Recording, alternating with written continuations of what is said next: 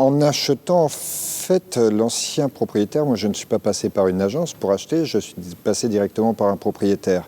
Donc lui, on va dire qu'il s'est monté plutôt rassurant. Bon, c'était plus dans son avantage pour pouvoir vendre.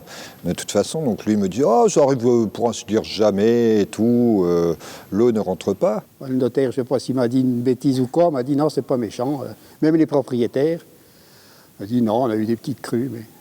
Déjà prévenus par l'agence immobilière, qui doivent nous faire un topo réel et ils nous préviennent des endroits jusqu'où c'est allé. C'est-à-dire qu'il y a des marquages sur certaines villes jusqu'à par rapport aux crues records, quoi. Voilà, donc il y en a une à Verjus avec un trait bleu, donc voilà, c'est bien visible. Et après, oui, on est prévenu que les crues peuvent être importantes et que la maison est régulièrement entourée d'eau. C'est vrai que niveau information, quand on achète sans nos agences, on n'a pas nécessairement les mêmes informations. On a des informations certes qui viennent, puisqu'obligatoirement au moment de l'achat, on a des documents qui nous préviennent, mais c'est là où on se rend compte que les documents en soi, ça reste assez flou. Si on n'a personne pour bien nous expliquer derrière, on se dit ouais, bon, il y a de l'eau qui peut arriver, mais sinon on n'a pas nécessairement une conscience réelle de ce qui peut se produire. Voilà, moi je suis passé devant, j'ai vu une maison à vendre avec ma femme, paf, tout de suite on a flashé dessus, on s'est dit regarde, il y a la saune à 300 mètres. Quoi demander mieux, quoi. On a acheté, et puis voilà, puis on ne s'est plus posé de questions, quoi. Finalement, les habitants qui sont présents souvent depuis de très nombreuses années, il y a des habitants qui sont là depuis leur plus jeune âge, sont très philosophes, connaissent les enjeux, connaissent les crues. Oh ben, c'est la crue de 55 qui nous a marqués, parce qu'il y avait 1 mètre d'eau dans la maison. Mes parents étaient obligés de coucher sur une table, parce que dans ce temps-là, les personnes allaient chez personne. Celui qui avait un premier étage pouvait monter, mais au rez-de-chaussée, ce n'était pas possible. Il y avait la barque qui était à la porte.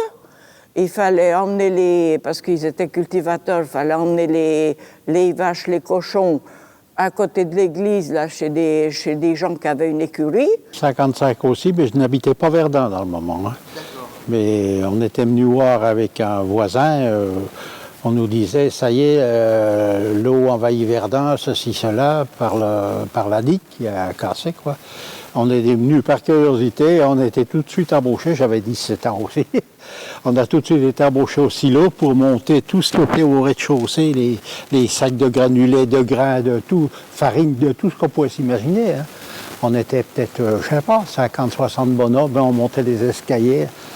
Quand la digue de Verjus a tapé, et ben d'un seul coup, on s'est levé le lendemain, on s'est demandé où l'eau était passée, on n'avait plus d'eau au bord. Ben, c'est une digue large, tout dépend où c'est qu'elle donne. Si elle donne sur les côtés habitation ou si c'est côté champ. Si c'est côté habitation, ben, y a des risques de submersion dans les maisons. Et sur le territoire, il y a plus de 80 km de digues, de linéaires de digues. Donc ça, voilà, du coup, c'est un linéaire qui est très important. Elles sont essentiellement à vocation agricole. Celles qui sont pour la protection des habitants, on est à peu près sur 25 km. La digue de Verjus, il y a une digue à Verjus qui avait tapé et c'est de là que ça a tout inondé Verdun. La digue Saône-Doubs qui part de Verdun jusque sur la commune de B, donc est classée au titre de la protection, classée en B, c'est-à-dire qu'elle protège plus de 3000 personnes. Notre association, moi, elle date depuis les digues ont été créées, la loi Napoléon, en 1870. Comme vous avez pu voir, l'entretien des digues, au bout de 150 ans, c'est toujours en état. Nous, on s'occupe de l'entretien de broyage, entretien avec les moyens qu'on avait à présent. On faisait 3 km de digues par an, ou 5. Actuellement, maintenant, avec GEMAPI, on arrive à faire nos 10 km d'entretien, de broyage. Dans mes fonctions, je m'occupe de la planification territoriale, donc les questions liées à l'urbanisme, et tout ce qui relève de la GEMAPI, gestion des milieux aquatiques et la prévention des inondations. Sur les 7 communes que je m'occupe pour les 17 km, j'ai 5 gardes-vannes. Alors ces gens-là, c'est des gens bénévoles, comme l'association. Ils s'occupent pour le nettoyage, le graissage, l'entretien des digues. Autrement, bon, on a les chasseurs, les pêcheurs qui nous conseillent bien pour tout ce qui est les défauts sur les digues, les nuisances des animaux. Et puis autrement, on essaye de reboucher les trous suivant que l'on peut à la bonne saison. C'est vraiment, nous, on se repose vraiment là-dessus. Après, quand il y a des travaux plus conséquents, oui, on fait venir les organismes agréés, mais pour l'entretien courant, l'association syndicale, elle est essentielle. En 81, quand j'ai vu monter l'eau, puisqu'on était au courant avec mes parents, ils étaient encore là, j'ai une cuve dans ma cave, 3200 litres de fioul. Je me suis dépêché de la faire remplir parce que elle risquait de remonter. 82-83, j'étais professeur au collège de Verdun. J'ai fait des sacs de sable avec mes élèves pour boucher les ponts du chemin de fer. C'était comme ça, il fallait aider, quoi. Une chose exceptionnelle qu'on n'avait quand même jamais vue, c'était une grosse crue comme ça au mois de mai. 83, c'était quand même au mois de mai. Alors c'était épouvantable quand ça s'est retiré, parce qu'avec la chaleur et tout ce qu'il y avait dans les terres, les pesticides, c'est une puanteur épouvantable. Bon, c'est la nature, on ne va pas contre l'eau. Moi, j'ai beaucoup entendu ça. On ne va pas contre l'eau, on disait. On ne peut pas arrêter l'eau. Ce qui se passait quand on était au camping, là, comme là en 83, les gens arrivaient de la Côte d'Or n'importe où. Qu'est-ce que c'est que ces repères qu'on voit sur les murs? C'est en 1910 et ainsi de suite, quoi. Et quand 83 est arrivé, donc le camping était pas mal garni. J'ai pris le téléphone, j'ai appelé tous les gens. « Oh, mais on ira dans 2-3 jours, on n'a pas le temps, hein. On a une usine à faire tourner, ou on a ceci, on n'a pas le temps, on laisse notre matériel, on ira le chercher plus tard. » Je dis « Le plus tard, demain, c'est trop tard, il y a plus... » Et c'est ce qui est arrivé. On est resté avec des caravanes qui ont été noyées. Les gens ne comprenaient pas la rapidité, des fois, et le danger. Ceux qui sont nés dans ce milieu, qui ont grandi, qui ont toujours vu leurs parents dans cette situation, se sont habitués au contexte. En fait, ça fait partie de l'environnement de la commune. C'est comme ça, ça existe, on s'y adapte. Et je pense que certaines personnes oublient, oui, parfois qu'il peut y avoir, je dirais, un risque et un danger. Et que parfois, il est peut-être bon de rappeler que le danger existe malgré tout, malgré les précautions qu'on peut prendre et les conseils qu'on peut donner pour s'y préparer. J'ai acheté la maison où je suis, au bord du Petit Doubs, où j'avais vraiment envie d'habiter. Depuis toute jeune, j'avais envie d'habiter le long du Petit Doubs. Bien entendu, la maison qui s'est libérée, je savais que c'était une maison inondable. Mais quand j'en ai parlé avec mes enfants, ils m'ont dit tu ferais bien de faire attention parce que c'est pas très raisonnable, les maisons inondables. Mais elle est tellement agréable à vivre. On s'est dit quoi? On en a parlé, peut-être 4-5 jours de mauvais à la crue, puis le reste, manque de bol. Le 9 décembre, j'emménageais. Et le 25 janvier, j'avais 12-15 cm d'eau dans la maison à l'étage. Donc là, c'était moins drôle parce qu'il avait fallu tout déménager alors qu'on venait d'emménager. Vous voyez ce que ça peut faire. L'eau monte dans la maison, quoi. C'est ça qui fait le plus peur. Parce qu'il faut tout monter les meubles, c'est incroyable. Hein. Quand ça monte plus haut, on a tous une barque devant chez nous et pouvoir faire les allers-retours jusqu'au chemin d'accès qui est pas loin, hein, qu'il y a une centaine de mètres à faire en barque, quoi. Il y a le nettoyage après. Croyez-moi, c'est pas évident. C'est ça, ça fait peur. Mais moi, je vous dis, elle n'est pas rentrée chez moi. Elle est aux alentours. Le nettoyage déjà du jardin, enfin tout. Il faut prendre du temps. Ça prend du temps. Il n'y a pas de dégâts, mais c'est de la boue. Vous avez un parterre rempli de boue, mais une épaisseur d'au moins 1,5 cm, 2 cm, il y a de quoi faire. Donc là, c'est à prendre les bras qui correspondent au travail à faire, et puis de l'eau, etc., toute la journée. On met l'eau dehors, parce qu'il faut se dépêcher de la pousser dehors pour ne pas avoir du sable, de la terre dans la maison. Et on appelle ça mettre l'eau dehors, par le fait. Je me souviens aussi, on avait un parquet en chêne, et le parquet avait gonflé, et on avait dit, ça y est, tout est fichu, c'est tout à refaire. Ils ont eu la bonne idée de mettre des moellons. Ils étaient habitués. Et le parquet est revenu comme il était avant, quoi. J'en ai eu après en 2019. J'en ai eu encore 20 cm dans la maison. En 2001, elle est revenue. Et puis, donc, cette année, elle est encore à la porte. Mais les gens ne s'imaginent pas. Les gens ne s'imaginent pas de toute façon que l'eau peut monter comme ça. En face, chez moi, j'ai des pêcheurs. Hein, et j'entends des fois les réflexions. Et il y a quelqu'un qui a dit une fois, de toute façon, l'eau, elle ne peut pas monter trop haut.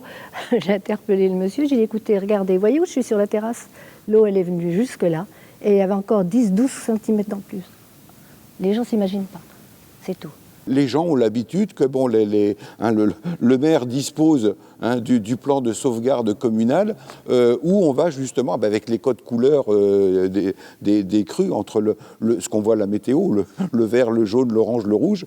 Voilà, tant qu'on est dans une phase jaune, tout de suite, on a un stock de parpaings suffisant. On va aller chez les gens où on sait où ça craint. Donc, on va faire la distribution de parpaings. Pour les personnes âgées, les dames qui sont toutes seules et tout, les employés communaux apportent leur aide pour surélever les meubles et tout.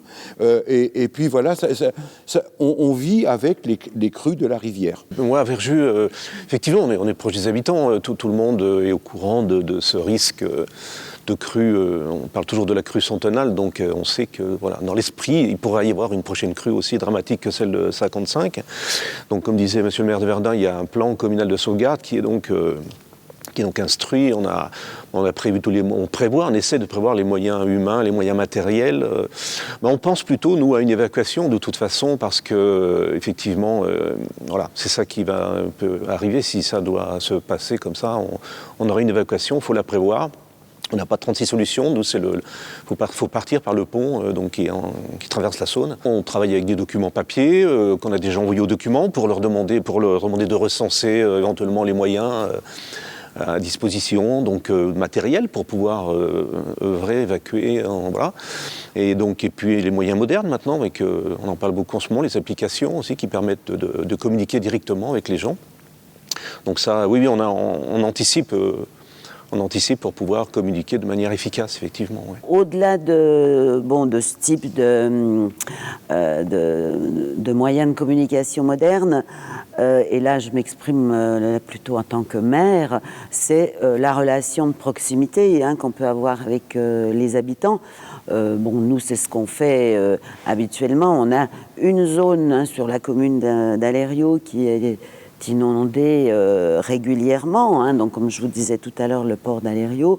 Et donc c'est vraiment le contact avec les habitants qui nous permet de les soutenir, de les aider, éventuellement à remonter les meubles. Et ce qu'il y avait de bien, dans ces moments-là, quand il y avait de l'eau au bord, on n'est pas nombreux, on a à peu près 100 habitants, et même les voisins, même ceux qui ne se causaient pas, là, ça relie tout le monde se reparle, tout le monde s'entraide, il y a une entraide, quelque chose de carabiné. Ah oui, ça je peux pas, c'est vraiment vrai, tout le monde s'y mettait, et on montait des gardes jour et nuit. Il fallait se débrouiller comme on pouvait. C'était les voisins qui m'amenaient, j'étais mariée à ce moment-là, c'était les voisins qui m'amenaient avec le bateau jusqu'à une échelle dans la cour que je montais par la chambre pour rentrer chez moi. Pour surveiller, voir si des fois, comme voilà le mur que je vous dis, si les moellons ne tombaient pas ou n'importe. Le fait que la communauté de communes ait obtenu cette compétence nouvelle, c'est l'occasion aussi de formaliser ce que nos anciens détiennent comme savoir, et c'est l'occasion de les matérialiser de façon à ce que ce soit des documents écrits qui restent et que ce ne soit pas des techniques et des précautions qui soient soumises seulement à la mémoire humaine qui, on le sait malgré nous, disparaît au fil des années. Oui, il y a eu des crues par le passé, oui, il y a eu des dommages très importants. Ça peut peut-être arriver, c'est la raison pour laquelle il y a eu le PPRI. Maintenant, il ne faut pas dire, voilà, la catastrophe va vivre avec l'esprit catastrophe. Non, on a une jolie petite ville pour y vivre vraiment d'une manière sereine et agréable. Là où je suis tranquille, je sais que personne ne construira quelque chose. Voilà, c'est plus constructible, donc voilà, j'aurai pas de lotissement ou de choses comme ça autour de moi. Et puis on a un rapport avec la nature qui est extraordinaire. Là, j'y suis allé 3-4 fois, entre les lapins, les faisans et tous les animaux qui traînent autour. Le jour, j'avais des cygnes dans mon jardin. C'est extraordinaire. Voilà. Il y a aussi ça qui est extraordinaire à voir et à vivre. Et à partager avec les autres aussi, hein, bien sûr. On va chez l'un, on va chez l'autre, dire tiens, on va aller monter tes meubles, après ils viennent chez moi. Après. C'est ça qui est bien chez nous. Voilà. Il faut s'entraider. C'est ça. On achète en état de cause, on sait très bien que si on habite au bord d'une rivière, il va forcément se passer des choses. Donc voilà, que ce soit des rencontres avec des animaux, les bateaux ou les crues, voilà, on est au courant, bien sûr.